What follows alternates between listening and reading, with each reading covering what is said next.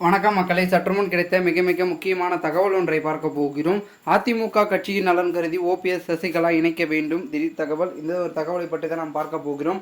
தகவலை பார்ப்பதற்கு முன்னதாக நீங்கள் நம்மளுடைய சேனலுக்கு புதிய பார்வையாளர்களாக இருந்தீர்கள் என்றால் மறக்காமல் நம்மளுடைய சேனலை சப்ஸ்கிரைப் செய்து வைத்துக் கொள்ளுங்கள் மக்களே.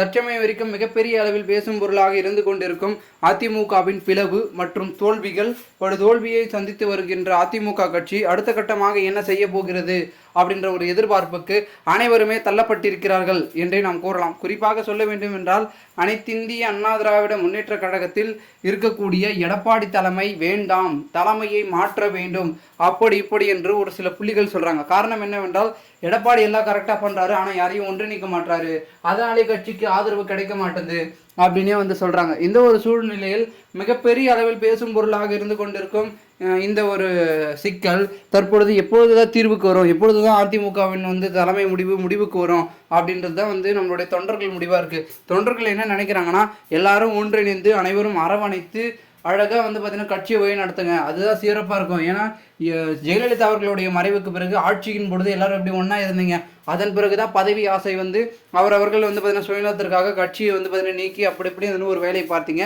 அதனால் கட்சி இப்பொழுது மிகவும் பார்த்தீங்கன்னா மோசமான நிலைக்கு தள்ளப்பட்டு இருக்கிறது அப்படின்றதையும் தொண்டர்களும் ஒரு சில கருத்துக்களை முன்வைக்கிறார்கள்.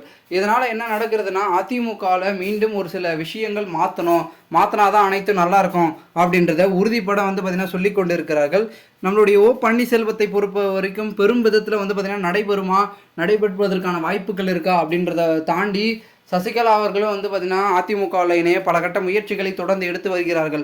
ஓபிஎஸும் தொடர்ந்து எடுக்கிறார்கள். ஸோ இவர்களுடைய முன்னெடுப்புகள் மூலமாக அதிமுக ஒன்றுபடுவதற்கான வாய்ப்பு இருக்குது. ஆனால் எடப்பாடி உள்ளே புகுந்து வேலை பார்த்தாருன்னா அது கொஞ்சம் சிக்கலாகும். எப்பயுமே அந்த வேலையை பார்ப்பாரு. ஸோ இந்த ஒரு சூழ்நிலையில் அதிமுகவின் நலன் கருதி இவர்கள் பார்த்தீங்கன்னா ஒன்று சேர முடிவுகளையும் எடுத்திருப்பதாகவும் கூறப்படுகிறது. குறிப்பாக எடப்பாடி ஏற்றுக்கலாம்னு எடப்பாடியின் ஆதரவாளர்கள் தயாராக இருக்காங்க. வாங்கங்க, உங்களுக்கு கிரீன் சிக்னல் பச்சை கொடி காட்டி வர வைக்கிறோம் அப்படின்றத மாதிரி அவர்கள் பார்த்தீங்கன்னா சொல்கிறாங்க.